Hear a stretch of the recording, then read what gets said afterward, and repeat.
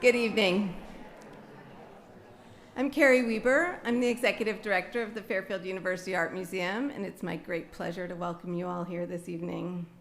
This is our first event and our first exhibition opening of the academic year, so, we're kicking things off. This is also, I'm very excited to announce, the beginning of the celebration of our 15th year. Woohoo! Yay.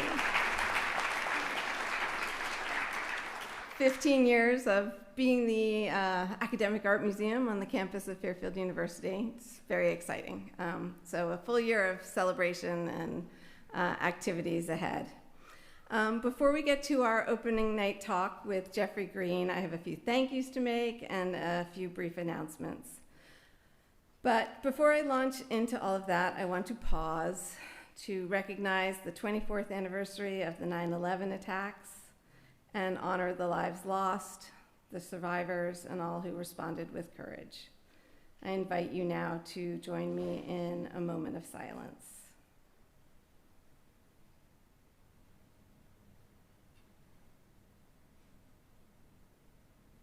Thank you. So tonight, as I said, it's the first of our exhibitions, the first of 3 that we have planned for this year. And they were all created very intentionally to help commemorate the 250th anniversary, or the semi-quincentennial of the United States. These exhibitions will explore key moments in U.S. history, culture, and art, and will also explore our country's imperfect history and untold stories through artworks created over these last 250 years. We hope that throughout this year, these exhibitions will lead conversations about the state of our democracy and what we can do to preserve and improve it as we move forward. This evening, we're here to celebrate the opening of Stitching Time, the Social Justice Collaboration Quilts Project, and Give Me Life, CPA Prison Arts Program, in the museum's Walsh Gallery. I'm sorry we're in this space as opposed to our usual spaces, so you're going to have a little walk on this beautiful evening over to the Walsh Gallery to see the exhibition when we're done with this talk.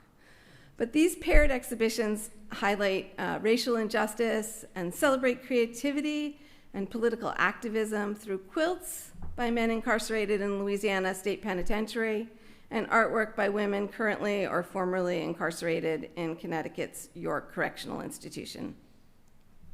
These exhibitions focus on people often forgotten by society when discussing the history of the U.S. criminal justice system and the artworks that they have created. Stitching Time showcases 12 quilts created by men who were incarcerated in Angola Prison, named after a former slave plantation. These works of art and accompanying recorded interviews tell the story of a unique inside-outside quilt collaboration. Maureen Kelleher, who is the co-founder of the Social Justice Collaboration Quilts Project, had hoped to be with us here this evening to say a few words, but sadly is not able to due to health issues. But I know you're going to enjoy the quilts and the stories when you have a chance to experience them in the gallery.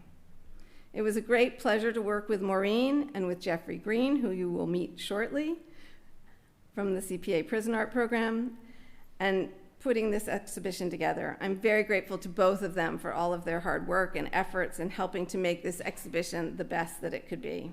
You'll hear much more from Jeffrey shortly. We have a full array of fantastic programming planned in support of these exhibitions. Please keep an eye open for the programs, especially for the programs celebrating quilts and quilt making, with artist, author, illustrator, and quilter Lizzie Rockwell leading the way. I think she's here tonight, someone told me. Oh, hi, Lizzie. Because you're not going to want to miss them. They're going to be really fun.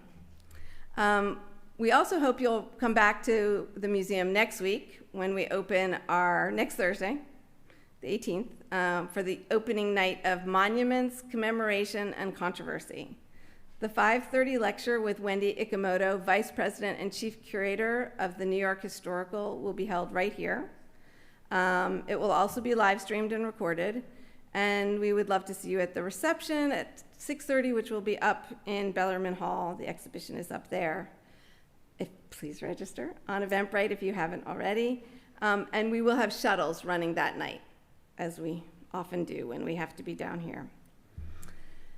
A huge thank you, as always, to my fantastic museum team of Michelle DiMarzo, Megan Pacwa, Heather Coleman, and Elizabeth Viano for all of their hard work in helping to make these dual exhibitions and tonight's opening a success.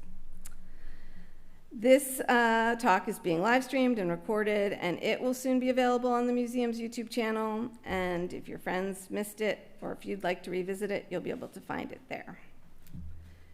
Everything we do at the museum is made possible by the generosity of our donors and sponsors. It is thanks to their support that we are able to present important exhibitions and exciting and informative programming that is free and open to all. As you may have noticed, we don't charge for anything. Thank you. If you're not yet one of our supporters, please consider becoming one. I want to especially acknowledge the support of our friends at Aquarian Water, who are here tonight and who've supported the museum and our exhibition program for over 5 years. I would also like to acknowledge the ongoing generosity of M&T Bank and Wilmington Trust, whose support has contributed to making tonight's program possible. I would like to acknowledge Josh Harkey, Senior Wealth Advisor and Senior Vice President at M&T Bank and Wilmington Trust, who is here, and thank him and his team, who have been invaluable partners to us. We're deeply grateful for their continued commitment to our programs and their generous support of this exhibition. And now, without further ado, allow me to introduce the amazing Jeffrey Greene. Jeffrey Greene has been the program manager for the CPA Prison Arts Program since 1991. That's 34 years. I'm doing the math for you. In this role, Jeffrey is an advocate, counselor, instructor, designer, curator, conservator, arts preparator, grant writer, and spokesperson. You will hear soon what a good spokesperson he is. Through prison arts, Jeffrey encourages, enables, and broadcasts unique, positive, and constructive endeavors within Connecticut's correctional institutions, all of them.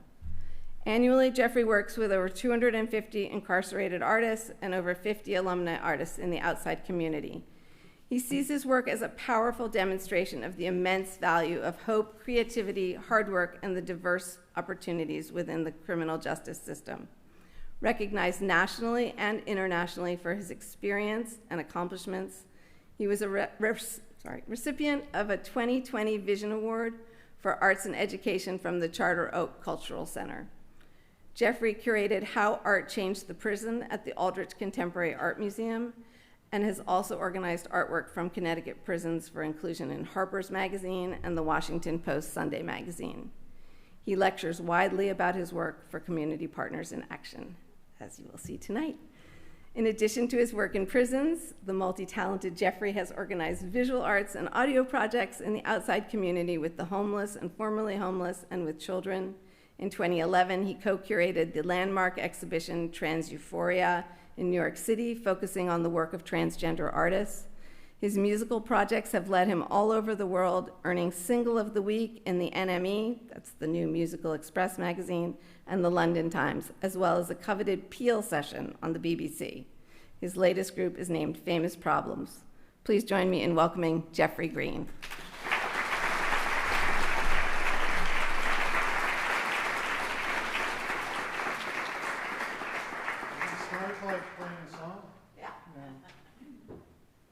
Different role tonight. I think I probably shouldn't have had a seltzer. Now that I think about it. All right. So if at any moment you can't hear me or there's some problem with me, you let me know what that problem is and I will correct it immediately. Thank you so much. Thank you for having me here. I know that I've driven both Megan and Carrie crazy, as they have driven me crazy with their deadlines. As you will find out, I like to create my own reality, and my reality does not have deadlines, even though I work in prison. So first, I just want to read this. When I was preparing the slide lecture I found this initial sort of outline for what I was going to write for that catalog, and then I ended up writing something else. And I read and I thought, I'm going to share that. So I'm going to start with that. And I think I'm not sure what I was thinking at the time, but I think I was thinking what I've learned over the years at York Correctional, which is the women's prison in Niantic, Connecticut. There's no time of day or point in life when it's inappropriate to burst into tears. Similarly, it is always exactly right to just shrug your shoulders and move on. Life will hit you over and over again. Be aware of others. Care for others. Hundreds of women trying to survive, figuring things out, get somewhere better, be somehow better. Women about to leave prison, others who will continue to live in the same few acres for decades. A home of barbed wired, fenced-in, moldy cinder blocks. Some realizing they are actually men, or just now realizing what it is to be a mother, or absolutely desperate to leave prison alive, on their feet, out of the wheelchair that they've been trapped in for years. And at the same time, there's laughing. We tease each other, give each other a hard time, surprise each other with new drawings, sudden ideas, pearlescent pens. Happiness isn't only for the happy. We all have our moments of happiness. And if we can get on a good streak of those moments, we are happy. I think my time at Prison Arts and my decades with the women incarcerated at York CI has been a real streak of happiness. Still sometimes bursting into tears, but real happiness. So that's what I had written there, which probably just took up a bunch of time that I could have been showing you great slides. So I've got a lot to say, but I've also got, really all I want to do is show you a lot of great art. So I'm going to probably just get real frantic, and I'll be speaking really fast, and we'll just all try to get through this together, and we will. My name's Jeffrey Greene. I've been working in the prisons for 34 years. I work with Community Partners in Action.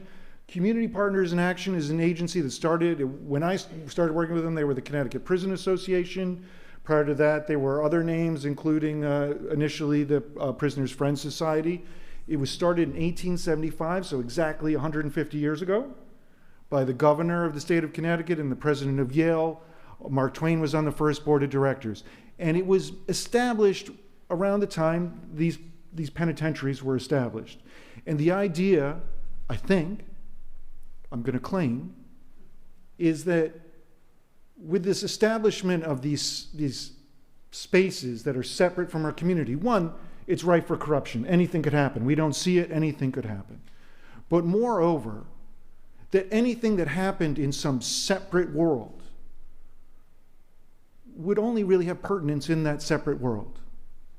And I see this every day, is that one thing that I experience, because I work with people incarcerated and then I see them when they get out. One of the things that I like to do is I like to work with people, and when they're getting out, I like to meet with them and have lunch with them the week after they've gotten out and talk to them about their experience. The day before they got out of prison, the day they got out of prison, the day after they got out of prison.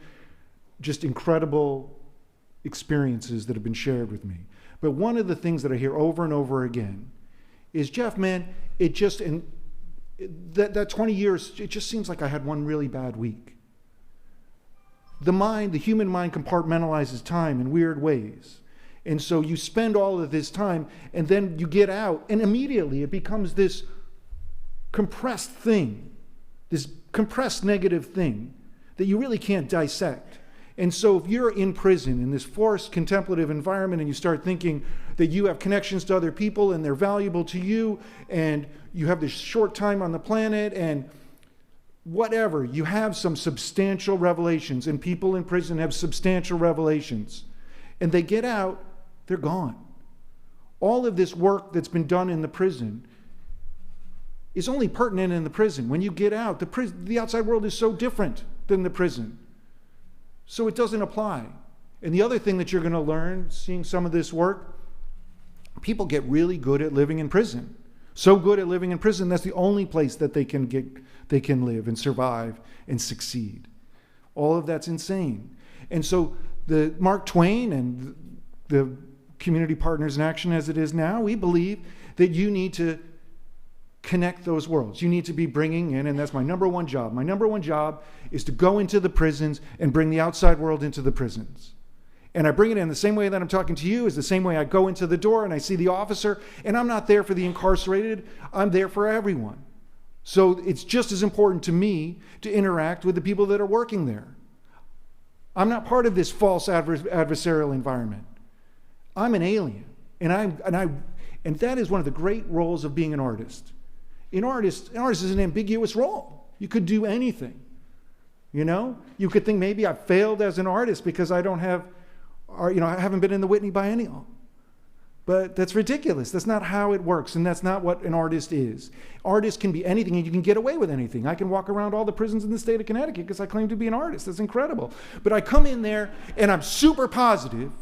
I bring positivity. That's the number one thing, is I'm going to bring positivity into the prison. I'm going to bring evidence of a world outside of the prison. I'm going to remind everyone in the prison that the prison is not the world.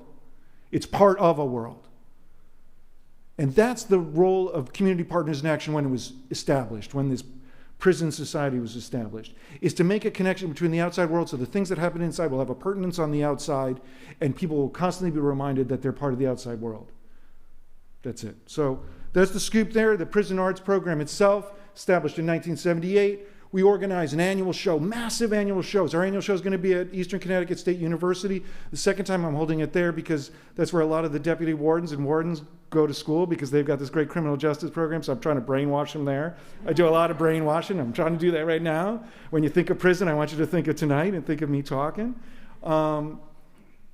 But these shows, last year's show had 159 artists, 616 artworks, floor to ceiling, wall to wall. Incredible artwork from artists that just see a flyer in the blocks and they just think they're going to participate, and they're making some type of typical artwork that gets into the show. And then there are artists that have been working with the program for years and have worked in museums all over the world, and they're in the show. They're incredible shows. There's a lot of writing. Sometimes you feel voyeuristic when you're walking through these shows. But the work is all so substantial. You can't leave without thinking the world's real complex. People are real complex, and the people are real. That's what you get out of it. So I'm going to start with this. This is Jennifer Brown, who I just learned tonight. She's been out of prison now, I don't know, a decade. She's been out of prison, and I just learned that she passed away. So that changes the way that I'm thinking about this artwork right now. But this collage, pastel drawing, The Ashes of Empty Dreams, when she submitted it for the annual show in 2009, it included these quotes.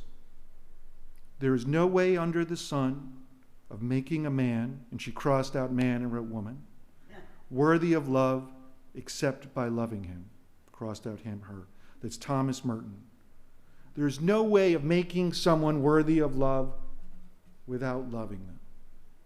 It's a huge part of the work, and the way that I think about the work, is that we not only create our reality, we create the reality of the people around us.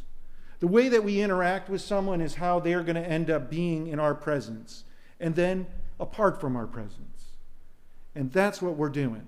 And I think that that's not what, the prison is built to just remind people that they're others, that they're nothing, that they're worthless, that they've done something wrong, right? But then at the same time, it's built so that all you do when you're incarcerated is blame the system. You blame the state. You blame the jailer, right? That because they're so incomprehensibly horrible. It doesn't make any sense, and so you forget about your own personal responsibility. It's a huge mistake, right? Because what we want to do is we want to remind people of their own personal responsibility. That's the great thing about art, right? Is that when you make art, you're responsible for it. Right there's evidence. And the harder you work at something, the better maybe that it becomes. So we want people, and this is another thing, and I know I'm just going off in tangents and probably I'm out of time already, but is that sometimes people will say that, and I'm trying to appeal to you to be empathetic, right? The same way I'm trying to appeal to everyone in prison, I'm trying to develop empathy. And I'm trying to do that right at this second. I'm trying to develop empathy in you for the people that are incarcerated. If you're a victim of a crime that is life-altering, if your life is filled with a hovering, lingering, unending, unbearable sadness, I'm not asking you. There's no chance that I'm asking you to be empathetic of the person that caused that harm. I understand that. I'm just going to listen. There's no physical space for all the people that are victims of crime, right? They don't make a prison for them too, so that we could run an art program for them, right? So, but for all of us who have a solid foundation and can have a perspective, I'm asking you to have that perspective. I don't have access to a time machine yet, so I can't go back and correct anything in the past. And this is her second quote that she included. The first one was Thomas Merton, this one Horace. No man can blot out one single deed that lies behind him, nor can he bring to naught or make undone what once the flying hour has borne away. We can't change the past. But if all we do is relitigate the past, if that's all we're doing, no good is going to come from it, right? So people will say to me that the prison arts program, sometimes people will say to me, it's an offense to me as a victim of a crime that you're doing this thing. And one, just to know, I'm celebrating and dignifying these incredible endeavors to grow and change and be better and be positive and be productive. That's what I'm doing. I'm not celebrating crime or criminality, none of that. That if someone had gotten in the way of the person that committed the crime before they committed the crime, perhaps they wouldn't have committed the crime. We can change today and we can change tomorrow very easily. And that's what I'm doing. I've got 2 little daughters. I want a safer world. This is a way to make a safer world. So those are, this drawing to me, it's these quotes.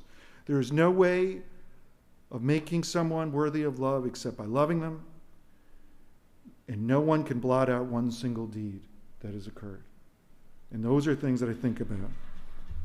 All right, so we're going to keep moving here. And I just want to say, too, and I've got like 2 different male artists. This whole thing is, I'm just showing you work by women at York Correctional. The majority of my work is in the men's facilities, but I'm here tonight just representing the incredible work done at York Correctional. But I do want to say that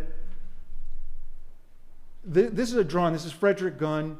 It's a dua for Sandy Hook. This is a Muslim plea to God, begging God to allow the children and teachers who were killed in Sandy Hook Elementary School, begging God to allow them into heaven. It's an incredible drawing. I think it's an incredible drawing, just as a drawing. Obviously, this is prison arts, is that you come into my workshops and I'm going to tell you to make art that only exists because you exist, to not make the typical art. Art is a very typical thing that people do in prison. It's very stereotypical. And so he really took that to heart. He wanted to illustrate the Quran. He wanted to illustrate the night journey of Moses. He made a drawing of with hieroglyphics. He invented his own hieroglyphic language that then is woven in with, this Islamic writing. It's incredible, this drawing, to me. But I'm showing you this because I just want to tell you that everyone incarcerated in Connecticut's prisons would have given their life to bring these people back. Every single person who was incarcerated, all these people who have done horrible things, some of them, would give their lives in a second. If you startled them into action by default, their default action for almost everyone that I work with would be to save my life. Someone who has killed someone would save your life. To just think of that and remember that. And how many people in the pews in a church would give their life to bring these people back? Weigh this. They're incredible people in prison. So I just wanted to let you know that, and to say for sure, I know for sure, that people who have done the worst are easily capable of the best. So I know that. So this was a drawing by Hector Diaz, A Deep Inner Feelings. And behind him is this cat that says so much pain, hate, anger, rage in me. It says underneath, this place welcomes a man who is full of so much rage, hate, and anger, violence. He is not abnormal here, not different. Prison life is an extension of his inner life. If that's the case, we're screwed, right? I mean, that just cannot be. This cannot be. This cannot be what the prison is, because it's not going to elicit what we imagine on the outside will occur. It's going to reaffirm the worst. It's going to make our world on the outside worse. That's what it does. This is a bacon cheeseburger hat, a crocheted bacon cheeseburger hat made by June Seeger. This, to me, is a symbol, an iconic symbol of prison arts, is that prison arts encourage someone to transcend this moldy cinder block, limbo, nothing world, and to make a crocheted bacon cheeseburger hat. That's incredible. To me, that's incredible. And I don't think it's, like just a flight of whimsy and, you're just forgetting about the heaviness of what you've done or anything like that. It's building positivity that you can carry with you and project. And this is a part of and you can see it was the poster for the annual show in 2012. That was the only year we had the women and the men separate, because we just had so much work and we couldn't find a big enough space for both of them. You see on the left, that's her installation. The blanket on the bottom is made of all the detritus, all of the pieces of scrap yarn from all the other women at York Correctional. She took all the scrap yarn from all the other women and made this dream blanket, and then made a dress for her prom that she never went to, and made, all of these, there's a dead fish in there, and, I don't know what the hell's going on in there. A lot of stuff. And then it's topped with a bacon cheeseburger hat. Incredible. And you can see just on the other side is Vinnie Nardoni, a very renowned artist who worked with the Prison Arts Program. You're going to see him a little bit later. You'll see that face for a second. And then she, this is later on. This was at an annual show in Hartford. She worked with June Seeger and made this pond that's in the exhibition that we have down here at the gallery. There's a detail of it. And then this past year, so in 2023 and 2024, June and this other woman, LaShonda Gregory, they started crocheting these insane hats.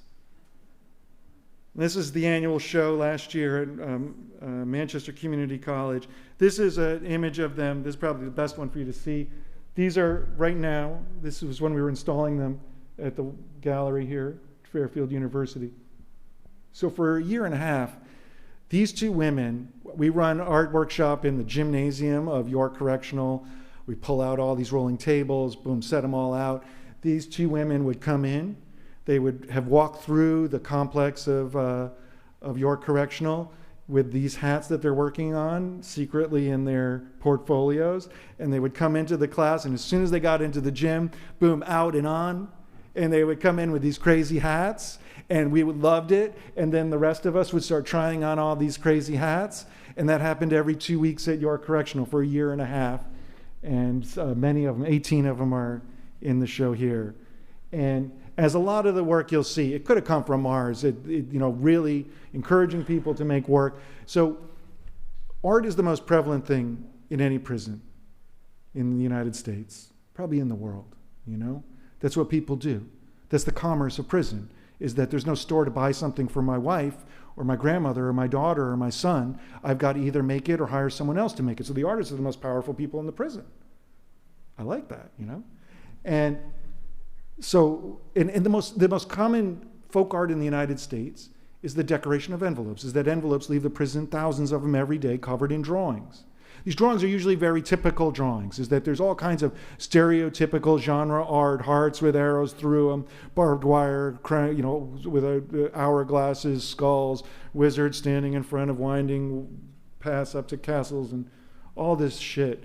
But it's all, and people celebrate that, and there's a value to it. There's incredible value to it. If you go down Park Street in Hartford, you see hanging from rearview mirrors, you see these baby booties that are made out of ramen noodle packages and that are sent out, and those are incredible. They're wonderful. But they're also stereotypical.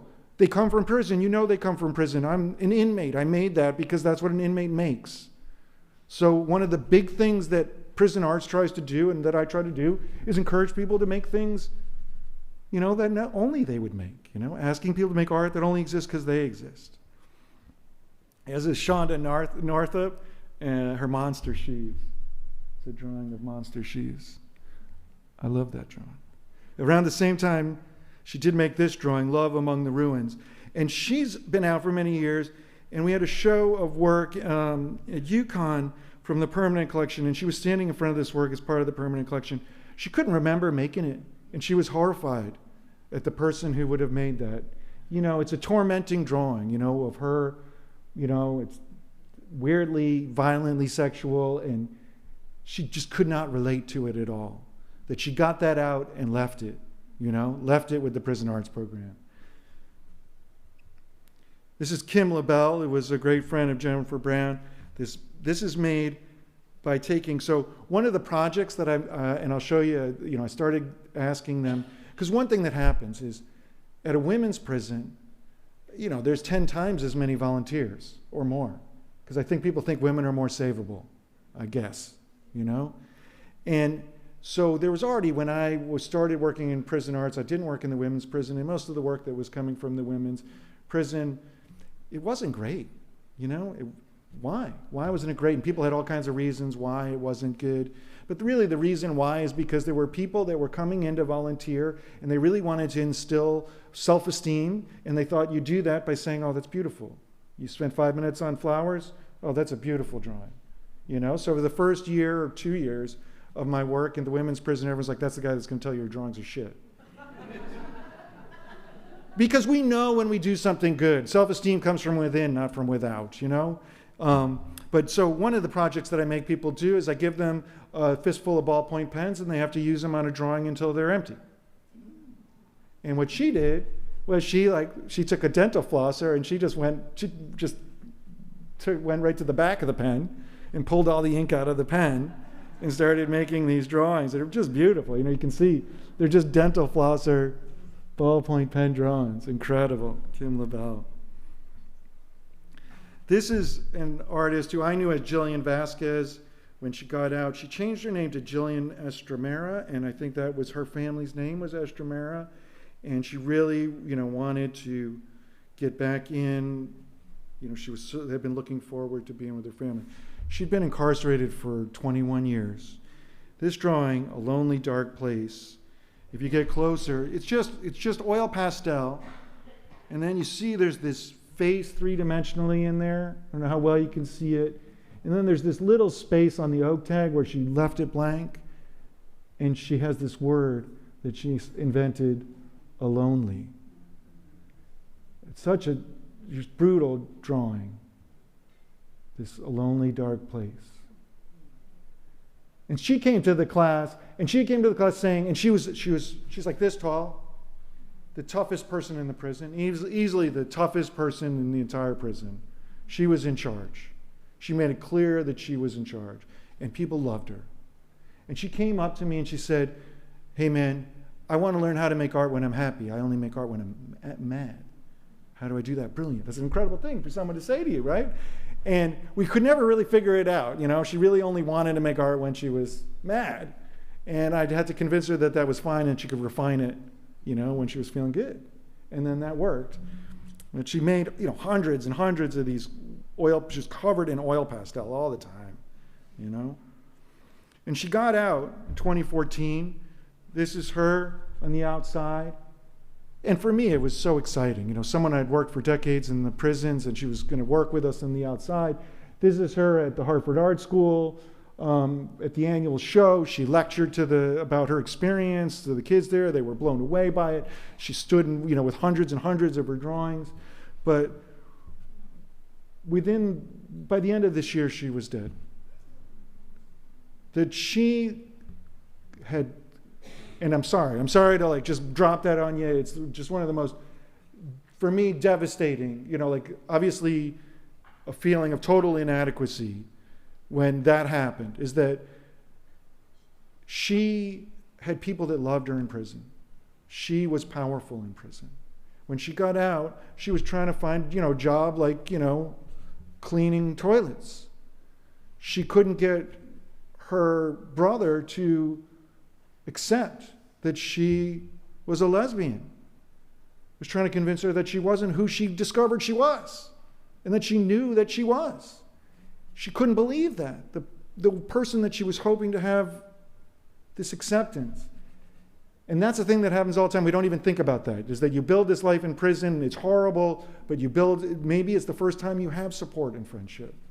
And so that's something that, like working with alumni and really being receptive and open and finding resources. We have an alumni with us tonight, and Tracy Bernardi, whose work we're going to show in a second. And Tracy Bernardi Guzman, she works with the Reentry Center as a caseworker in Waterbury that we operate. And it's people like her that really just help people in those moments, because they're brutal. They'll always be brutal. But that's Jillian Estremera, Jillian Vasquez, just one of the greats, just one of the great people that existed on this planet. This is Nita Massa. These are 365 origami hearts. She came into the class and said one day and said, "I've got exactly 365 days. I max out." And we all in the workshop were like, "Oh my God, you should do something that takes exactly 365 days." And she decided, she was doing these abstract ballpoint pen drawings. So she decided to take a pen and a piece of paper with her and hide it in her prison clothes, wherever she was in the prison, and she worked on it all day. And then before she went to bed every night, she would fold it into an origami heart. And she called it the Year of Grace and Mercy. And it was installed at the John Slade Eli House at the annual show in 2006 in New Haven. Incredible. And she got out. So she got out, and then boom, within 3 months, this was on the wall, in New Haven. That's an incredible introduction to her life on the outside. And this is her in 2018. So that's how many years that was? Yeah, so 12 years later, we reinstalled these hearts in a satellite space in conjunction with the annual show in New London.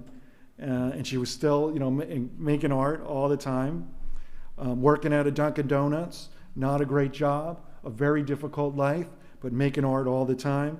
She was in the alumni show this past year, making these insane oversized bags, crocheting these bags. I love them. I love that bag. It's too big. And this is Tracy Bernardi Guzman. This is one of the last artworks that she made in prison. She was making hundreds of these crazy collages. This is the one I love the most, Americanized eagle, bald eagle with a red wig. Dig that quite a lot. This is Putting Myself Together After Falling to Pieces, another of her collages, in the installation of the 2016 annual show. This is the two of us at the annual show in 2016. She had gotten out in October of 2015, and there she is, 2016, at the annual show. And you see I've got this insane mustache. It's real, and it's because Vinnie Nardoni got out after 43 years, and so I grew a mustache to celebrate his impending release from prison. And these are three artists. Every single one of them served over 20 years in prison. Andrew Wilson, Vinnie Nardoni, Tracy Bernardi Guzman. All three of them are still hugely involved in prison arts. I think one of the things that I shared down in the gallery before, just to know that, we do, that, this is art, and, I'm not just interested in the art really, but we do file very intensive statistics and studies of all the work we do. And we did a 15-year study, and the recidivism rate of people that participate for more than a year in prison arts is 7.8%. 7.8%. The recidivism rate in the state of Connecticut is well over 60%.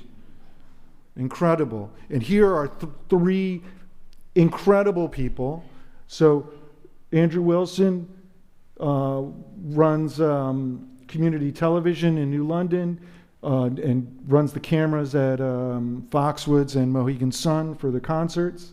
So he gets to see all the concerts. And so he's telling me about, Rush and the Beach Boys, and I don't really care.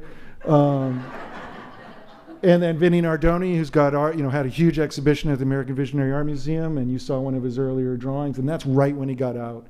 And there's Tracy, one of the greats. And Tracy, I'm just gonna, out of convenience, but you can talk to Tracy later on, and she'll be willing to talk to you. She's an incredible person. But she came to my attention. She served 7 years in solitary confinement. You went to prison at what age? 19. She was incarcerated at 19, spent 7 years in solitary confinement. She says this often, that she realized that anything that she was going to have to make herself. She made this incredible dollhouse in solitary confinement and started getting origami paper. I think I got you a bunch of origami paper.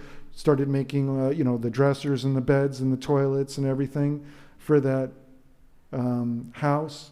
And I think that really pulled you out of solitary confinement, was the making of that house. And then I'll tell you the other side of that story is that she was in the annual show. And I was there one day at the annual show. Her house is there. And a woman and a younger woman come into the show. They make a beeline right for the house. And then the woman looks at this young woman and goes, "What the hell does Tracy think we're going to do with this? Where are we going to put it?" Moms are always like that. For us, it's this object of absolute transformation and salvation, and it's just too big to put somewhere. We don't know where it is today. I love that story. But incredible work. This is on view, Scrappy the rain dog. I didn't remember it being, when you look at it, it's a pretty evil dog, it turns out.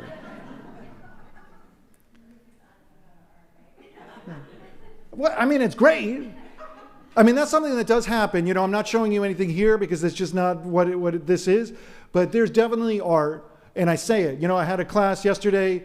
I have 20 guys in a facility that we don't usually run workshops, and I'm preaching to them about everything and the annual show and the opportunity and what they could do and ideas of how they could approach it. And there's no censorship unless it's gang related or it's victimizing or re-victimizing. You can include it in the annual show. And I see drawings every year that I wish to God I'd never seen. There's some horrible drawings. They're just as valid as any other drawings. We're not trying to present some pretty picture. We want the real deal. And this doesn't approach that at all. It's not evil. I'm just saying it's evil. Yeah.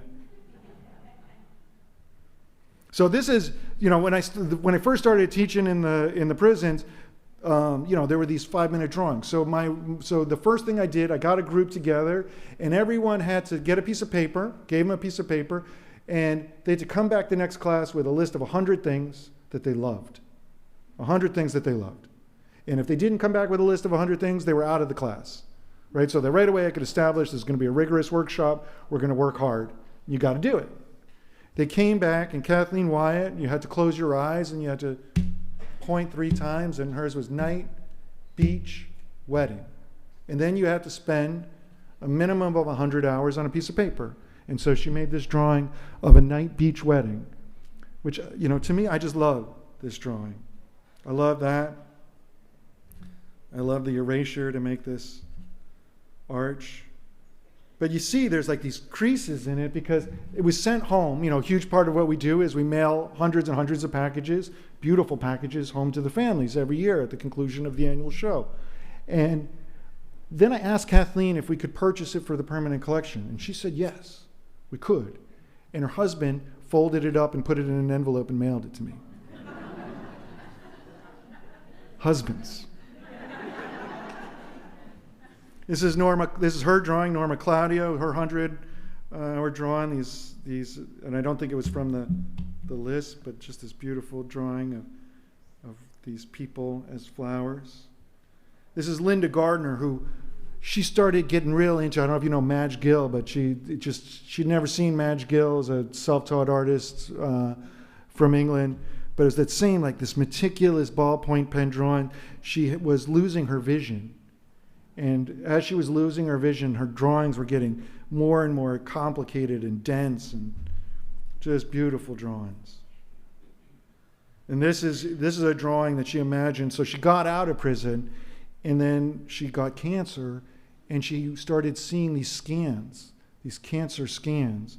And so these are drawings of those scans. They were just beautiful. And this is another thing, is that when people make art, when just people make art, often, they make art that looks like art, the center of a piece of paper. The piece of paper is where the art goes, right? I draw on the center of a piece of paper. The piece of paper is not the substrate for an artwork. The piece of paper is a window into a world. And there's things happening behind it and above it and below it and to the sides of it. Things fall into drawings. Things fall out of drawings. Things are happening outside of the drawing that affect the drawing inside. So those are the type of technical things. I didn't say this at the start, but I'm really anti-academic. I really am anti-academic. And I think that, the way that people teach art is ridiculous, and part of it, especially in prison, like when I started working with the Prison Arts Program, it was this correctional art program, and it was an art professor, and there was still life, and everyone wearing the same clothes and eating the same food and showering in the same showers was now drawing the same vase of flowers. It's insane. That's the opposite of what we're trying to, reaffirm.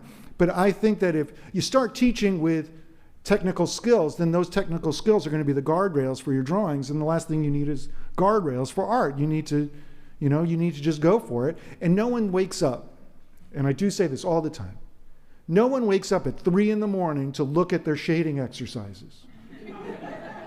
I want you to wake up at 3 a.m. and look at the drawing that you've made. But so those are the type of technical things, and I love how this bird is flying off, this headless bird. This is a drawing exercise. This is a shading. She's learning how to shade. And this woman, Tanya Cherry Savage May, made this incredible drawing that I just freaking love this drawing. And what it says, direction needed for a broken heart. Direction needed for a broken heart. That's incredible. That's an incredible poem and an incredible drawing. And then she followed it up with Mommy's Love on Lock. I just love these two drawings. Oh, I'm a champion of Tanya Cherry Savage May. This is Pearlette Jones, a very intense artist. Again, it's colored pencil, 100 hours into this drawing. This is a drawing that's at the gallery right now, the shattered self-image, dream killers, everything, drugs destroying everything that she loved. This drawing, this is a huge drawing. I let people invade where they don't belong. Wow. This possession forgives stupefied sickness. Just, this horrible, everything that led to prison, her life. She's just been she's breathing in this thing that's just making her not be able to fight back. This drawing eternity, trying to reach for life after death. Powerful drawings. This is Lisette Oblitas Cruz. This drawing was at a show at PS1 at MoMA. This is a portrait, but the eyes and the glasses are the eyes and the glasses of the woman she killed when she was driving drunk and hit this elderly woman. This drawing is just an incredible exercise in empathy. What a drawing. Here's another one of her drawings.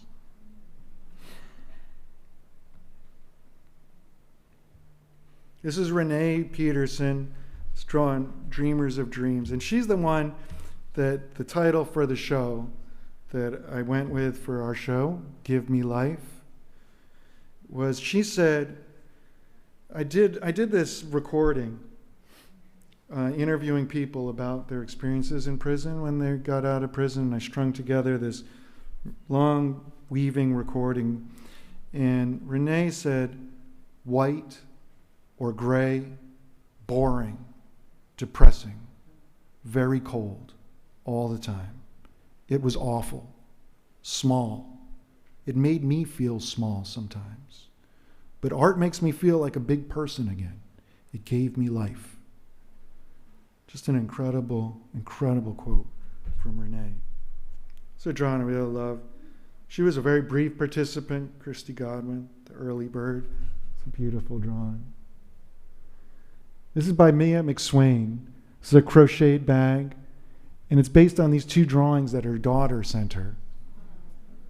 Find Your Free, and I love you, Mom, and she turned him into this bag. Just, another one of the iconic artworks, again crocheted, of the Prison Arts Program. So she got out of prison, and this is how she got out of prison. She crocheted a huge tote bag, another huge tote bag. And she crocheted a huge tote bag, and then she crocheted herself as a crocheted version of herself, and she put it in the tote bag. She gave away or sold all of her belongings before she got out of prison, gave them to other people. And the only thing that she took out of the prison was herself in a crochet bag. Incredible. And then, so I went to pick it up in Bridgeport. She had moved to Bridgeport, and I go to Bridgeport to see her the week she got out, ask her lots of questions, and pick up this crocheted version of her for the annual show. And we're talking, and then she goes, yeah, it's pretty good. Jeff, I got to tell you this. The other day, I looked at my room, and I decided I'm going to clean it. I'm going to get things just the way I want them.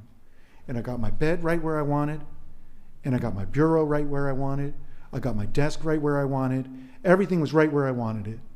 And then I was standing at the door, and I looked at it, and I was like, I just recreated my prison cell. Oh my God.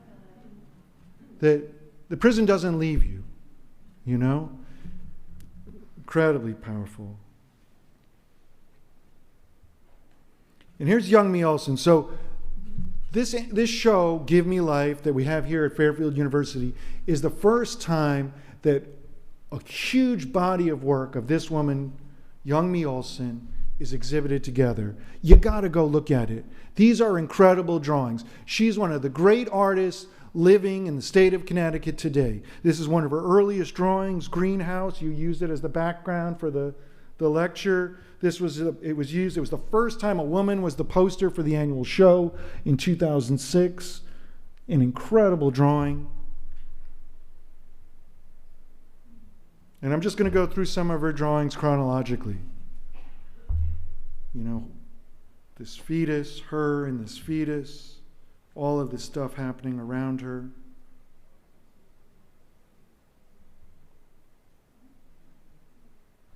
Interconnection. This one's a little hard to see. Silence passes into chaos. They're all just gorgeous drawings, beautiful drawings, but inside these drawings there's a lot going on. Breaking through narrow views, floating on this sea of hair. What a drawing. Pain turns to beauty.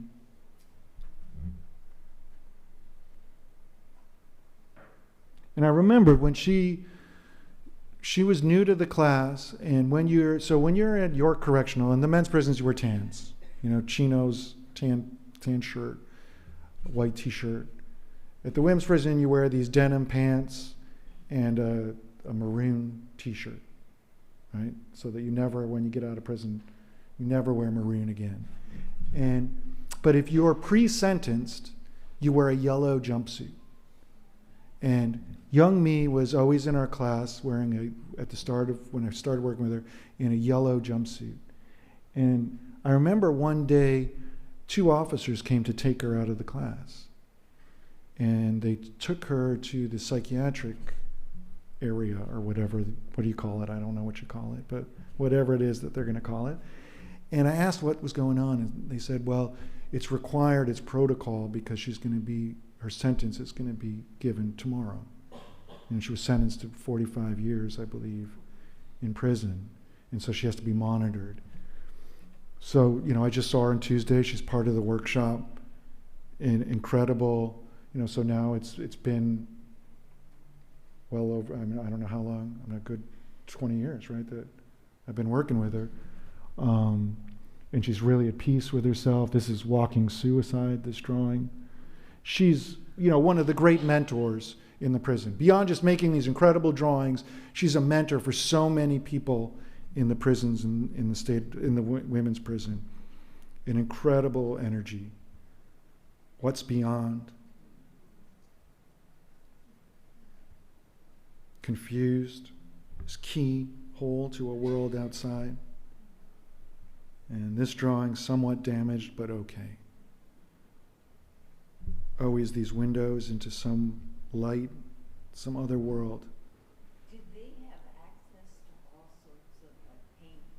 So yeah, so it's mostly direct media. So it'd be ballpoint pen, markers, colored pencils, but all of the highest quality. So, like my thing is, writing grants and getting donations of absolutely the best quality materials I can, and then advocating. The number one thing I'm doing is advocating for artists and art making and art supplies in the prison. And I work with the wardens and deputy wardens and the counselors to make sure that they're allowed to get these materials and keep these materials, and that they're not taken in shakedown.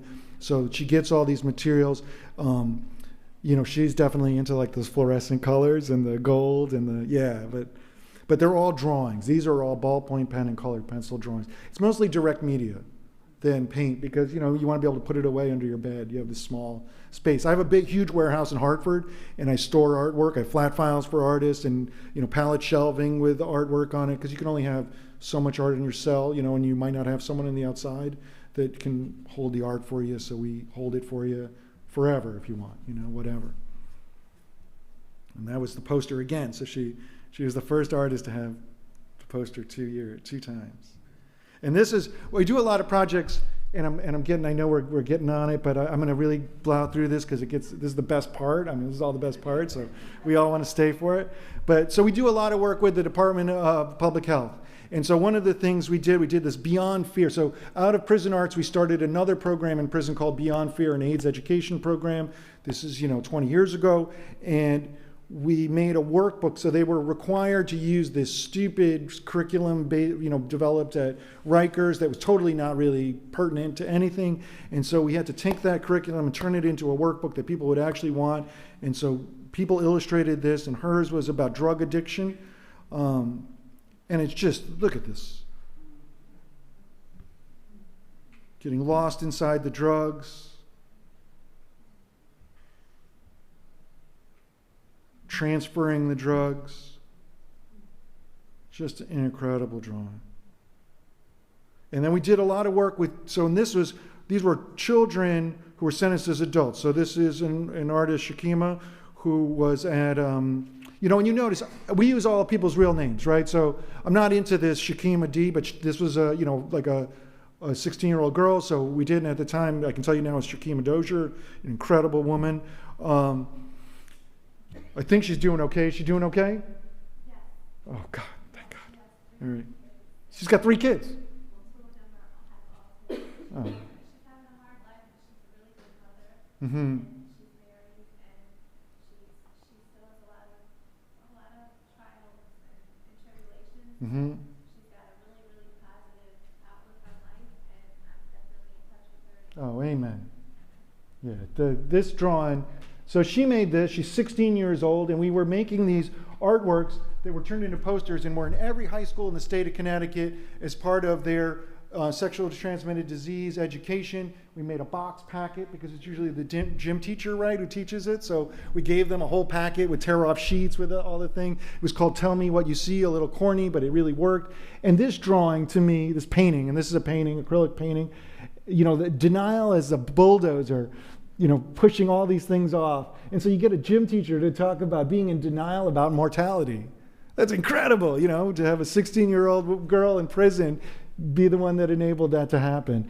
And here was another one from that same series, The Classroom by Cherie, and they're teaching about STDs and chlamydia and syphilis, and she's thinking about where she was last night at the Super 8 motel. It's an incredible drawing. So these posters are, kids see these posters in high school, it's gonna hit them, This is Natasha Kenyon, drawing Freedom is Within. She was one of the great people in the program. So we did another project, and I'm ending. I've got 2 more slides, so you should be real excited. This is Natasha Kenyon, and we made these talking paintings where you press a button on the painting, and the artist speaks to you, and they were about HIV and AIDS, and this is her drawing of her mother in her coffin. An incredible painting, and they're all blood cells. It's painted as blood cells. And this was a painting by Marina Mills. And this is how I'm going to end it. And this is what I wrote about that's in your thing. So I recorded all of these things to go in the buttons in one of those meeting rooms in the visiting room of the women's prison, where lawyers meet with their clients. And I had a computer and a microphone, a headphone.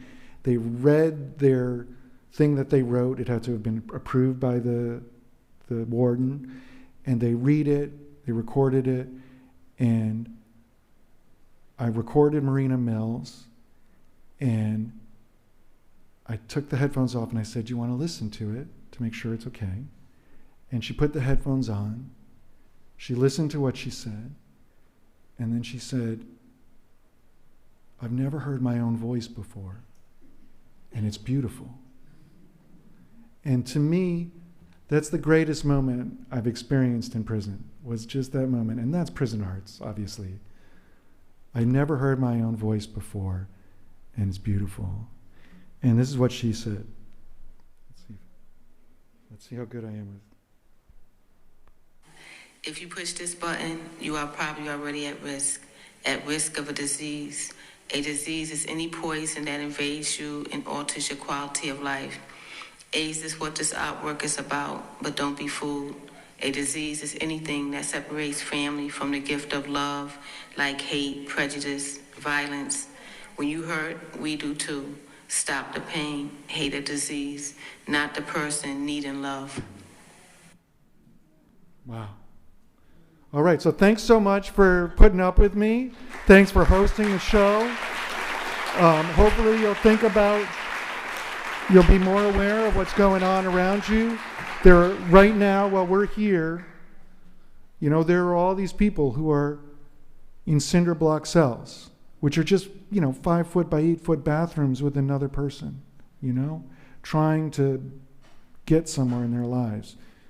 So, it's something to think about, anything you can do. For us, if you've got a solid foundation, why wouldn't you do whatever you could to help other people? It doesn't matter if it's in prison or anywhere else.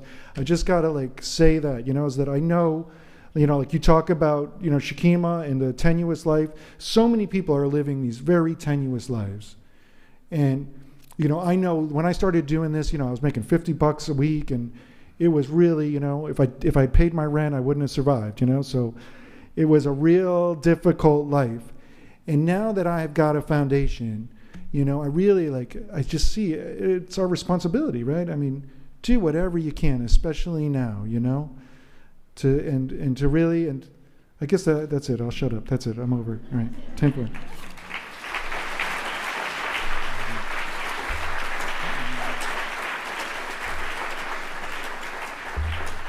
See, usually I'd come back for an encore right now, but I'm not going to do it. So it opens December 8th, but weirdly, because I really can't control everything, the reception's not going to be till February 8th. So the 2025 annual show, the reception's going to be February 8th. It runs till the end of February, so December to the end of February. The gallery at Eastern Connecticut, it's a beautiful gallery. It's going to be an incredible show. And then in October of 2026, the annual show is at Museum of Contemporary Art here in Westport. Mocha Westport. Mocha CT. Mocha CT. In Westport. And that's going to be an incredible show. Because that's a big, beautiful space to show huge numbers of works. Yeah, and that's right? going to be a solo exhibition. So there are several incredibly dynamic artists, and I would say one of the most dynamic artists in the world is an artist that's incarcerated at Cheshire Correctional. I was going to include, but I obviously did not have time. It's a transgender woman named Veronica May Clark, who makes 1,000-hour drawings that are beyond, that are just stupefying, and that makes these incredible weavings out of paper bags. And I'm sure Jeffrey will be speaking at Mocha CT. We'll see how that goes. I just want to say food and drink is here.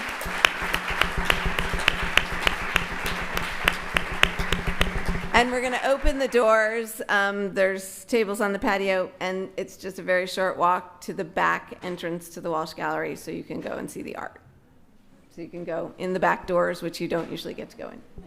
Just back.